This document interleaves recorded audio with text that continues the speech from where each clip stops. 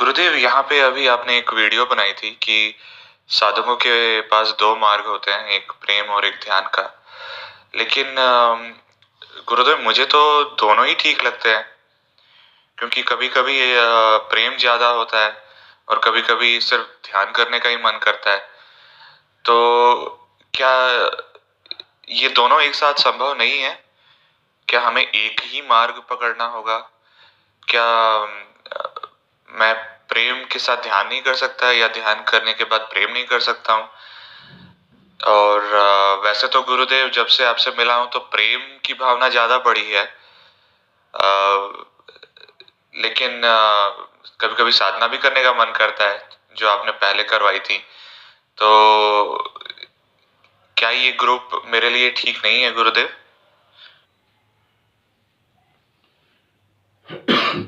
प्रणाम आपको। आप सभी को प्रणाम।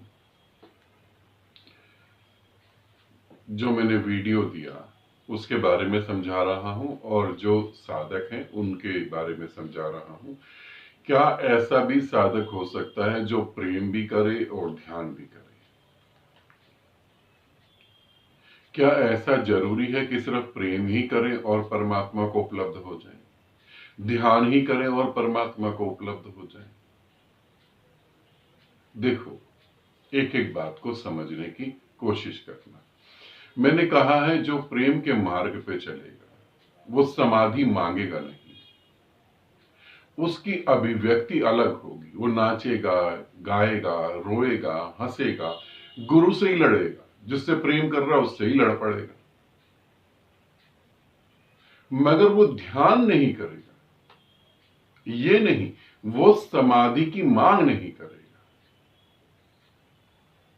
जब कोई परमात्मा को प्रेम करता है, गुरु को प्रेम करता है, तो उस प्रेम में वो रोता भी है कि कब मिलेगा, कब बात करेगा, कब ये होगा, कब वो होगा। मगर उससे पूछो कि चलो ठीक है, तुम पूरी जिंदगी मेरे साथ रह लो, तो वो कहेगा नहीं नहीं, उन यादों में भी बड़ा मजा आता है।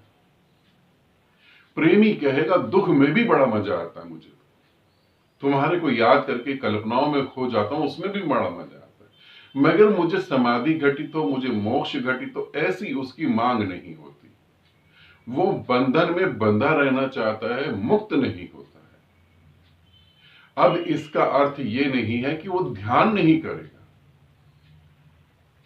यदि वो ध्यान नहीं करेगा तो उसका प्रेम जो है वो जानवरों की तरफ चला जाएगा। ध्यान रखना इस बात को। यदि मीरा ध्यान नहीं करती, हकीकत में तो ये सारे लोग जो है, इन पे इतना गुस्सा आता है कि इन्होंने एक एक चीज तुमको बताई नहीं। मीरा अगर साधना नहीं करती, ध्यान नहीं करती, तो उसका प्रेम जानवरों की तरफ चला जाता। प्रेम घटता है हृदय में। हृदय से नीचे है काम केंद्र, उतनी ही दूरी पे हृदय से ऊपर है क्राउन चक्र। हृदय बिल्कुल ठीक बीच में है।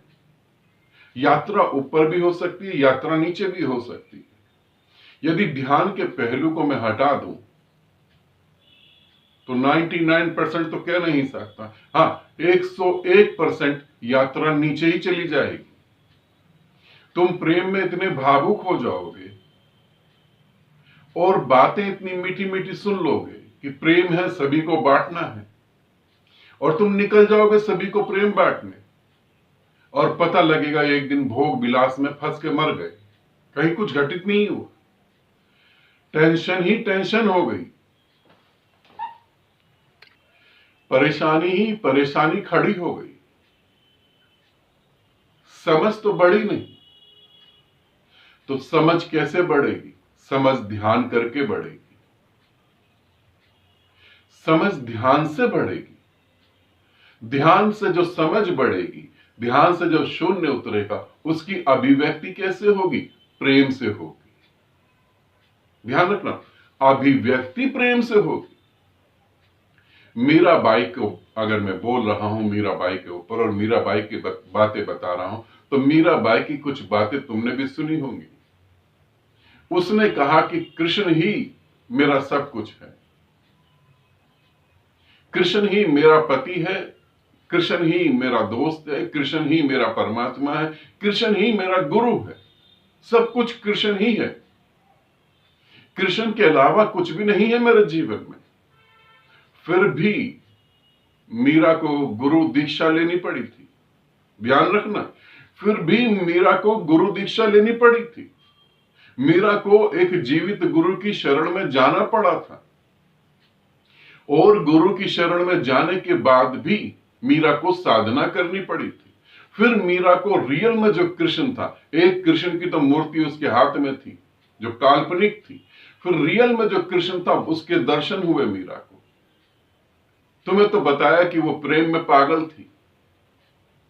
मीरा ने कहा कि सब, जब मीरा नाच रही थी, गा रही थी, ध्यान से सुनो एक एक बात को, जब मीरा नाच रही थी, गा रही थी, तो उसकी साड़ी का पल्लू गिर गया। एक साधु ने कहा कि थोड़ा बहुत शर्म करो मीरा। मीरा ने कहा कि सभी में कृष्ण है, शर्म किससे करनी। ये शब्द प्रेमियों को बड़े अच्छे लगते हैं, अहंकारियों को भी बड़े अच्छे लगते हैं। थोड़ा सा गहराई में उतर के देखो, यदि सब में कृष्ण था तो पति को छोड़ के जाने की जरूरत क्या थी? पति में कृष्ण क्यों नहीं दिखा? फिर पति में भी तो कृष्ण दिखना चाहिए था ना। नहीं, सब में कृष्ण है, ऐसा कहने का भाव था।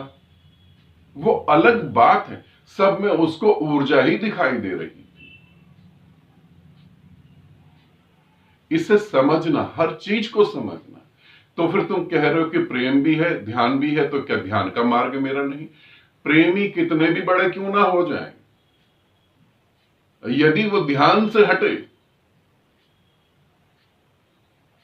तो वो जानवरों में गिरेंगे जाकर। इतना तो होश होना चाहिए। इतना भी होश अगर नहीं हुआ तो प्रेम बहुत पावरफुल है, वो तुम्हारे दिमाग को काम करना बंद करवा देगा और तुम्हें सीधा ही नीचे उतार देगा। और ऐसा नहीं है कि प्रेमी नीचे नहीं उतरता, प्रेमी नीचे भी उतरता है, ऊपर भी जाता है, मगर तुमने ध्यान के पहलू को छोड़ दिया तो तुम नीचे ही उतर के मरोगे। फिर कोई उपाय नहीं।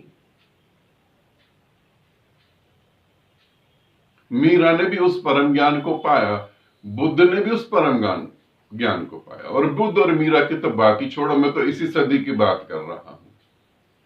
इस सदी में बहुत सारी साधिकाएं हैं। गुजरात में प्रेम शून्य है, वो भी ध्यान करती है, मगर उसने पाया प्रेम से। अब ये नहीं कह सकते कि सिर्फ उसने प्रेम से पा लिया, उसने भी समाधियां करी, समाधि घटित हो गई, फिर भी वो समाधि में। और यात्रा का अंत तो है नहीं, और करते चले जाओ। यात्री का अंत है, यात्रा का अंत नहीं। ऑस्ट्रेलिया में संगीता है, बहुत सारी साधिकाएं हैं जो उस परम ज्ञान को उपलब्ध हो गई, मगर फिर भी साधना में जुटी हुई है। प्रेम तुम करो, प्रेम की अभिव्यक्ति तुम करो, मगर तुम ये सोच लो कि मैं साधना नहीं करूंगा तो गड़बड़ हो जाएगी। प्रेम की अभिव्यक्ति है। प्रेमी समाधि नहीं मांगता, प्रेमी मोक्ष नहीं मांगता, मगर वो ध्यान साधना नहीं करता, ऐसा मैंने नहीं कहा है। उसकी ध्यान साधना बिल्कुल हो, वो करेगा ही करेगा।